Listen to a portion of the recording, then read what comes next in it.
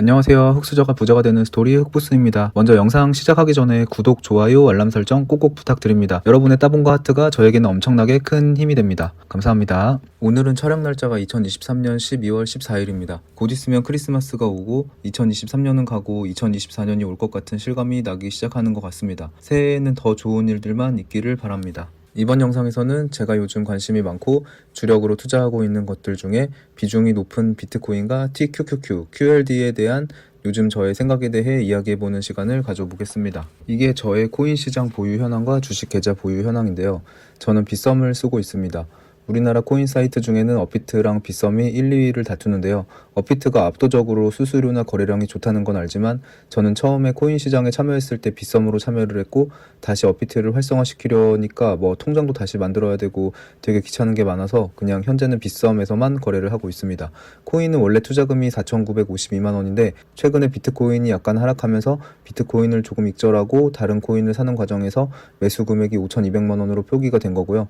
원래 매수 금액인 4,952만 원으로 계산 시 약 7에서 8% 정도 수익 구간인 상태입니다. 주식은 해외 주식 약 3,070만 원, 국내 주식 약 1,590만 원 정도 해서 약 4,660만 원 정도 투자해서 약 7% 수익 구간인 상태입니다. 해외 주식 중에서는 TQQQ랑 QLD의 비중이 가장 높은데요. 현 시점에 TQQQ와 QLD의 비중을 어느 정도 실어도 괜찮을 것 같아서 V5를 매도하고 다시 일정 부분 TQQQ와 QLD를 담았는데요. 최근에 몇 가지 시장 상황을 보고 현금을 남기지 않고 전부 투자를 진행하게 됐습니다. 먼저 코인에 대한 저의 생각을 이야기해 보도록 하겠습니다. 지금 보는 차트는 30분봉 비트코인 차트인데요.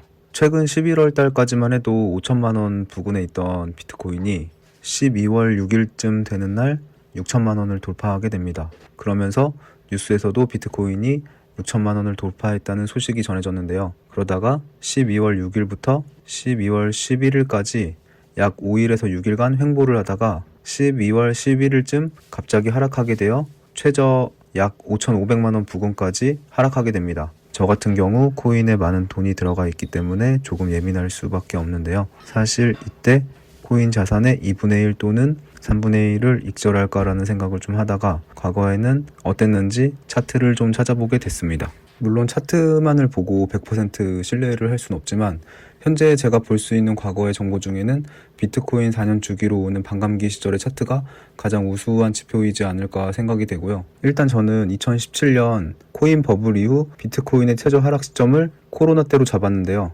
코로나 때 종가 기준으로 비트코인이 약 630만 원 정도까지 하락했었습니다. 물론 더 하락한 시점이 있기는 합니다. 그때가 2018년 12월 15일 종가 기준으로 약 360만 원대를 기록했는데요. 이때를 2017년 이후 최대 하락기로 잡지 않은 이유는 2017년 버블장 때 비트코인이 세상에 알려지게 됐지만 그게 뭔지 모르고 버블이 꺼지면서 비트코인에 믿음이 없던 시절이었기 때문입니다. 하지만 그레이스케일이나 다른 대형 운용사에서 비트코인을 대량 매수한다는 뉴스 기사와 함께 비트코인의 시각이 점점 변해가기 시작합니다. 어쨌든 그런 이유로 코로나 시기를 비트코인의 최저점으로 잡았을 때 종가 기준 약 630만 원이 나오는데요. 시간이 흘러 2020년 11월이 됐을 때 코인 가격이 슬금슬금 올라오더니 어느새 2천만 원을 돌파하게 됩니다. 2017년에서 2018년 코인 버블 때 약 2,500만 원을 찍고 계속 하락하던 비트코인이 반감기 시점이 다가오자 다시 2천만 원을 돌파하게 됩니다. 실제로 이 시기에 비트코인 반감기에 맞춰 다시 비트코인이 상승할 거라고 생각하는 사람들이 많았다고 합니다. 2천만 원 돌파했을 때가 지난 2017년 버블장 때 최고 2,500만 원의 약 80% 금액까지 회복을 했다는 건데요. 그러고 나서 2021년 4월과 11월에 약 8천만 원을 찍고 쭉 하락하게 됩니다. 4년마다 한 번씩 찾아오는 비트코인 반감기가 2024에서 2025년에 있을 예정인데요.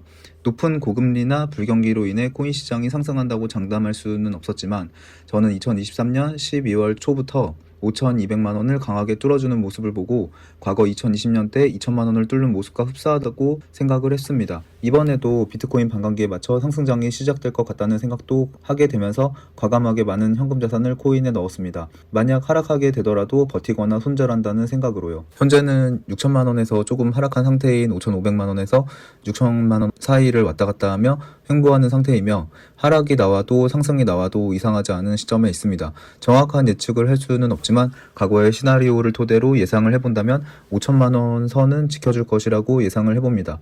현재 6천만원 밑으로 하락 및 횡보하는 이유가 세력이 움직이는 건지 채굴장에서 매도하는 건지 정확한 이유는 알 수 없지만 이미 비트코인의 상승은 시작이 되었고 세력이 움직이면서 밑으로 뺀다면 지금 낮은 가격에 사려고 하는 대형 운용사나 사람들이 많기 때문에 싼 가격까지 내려주진 않을 것으로 예상이 됩니다.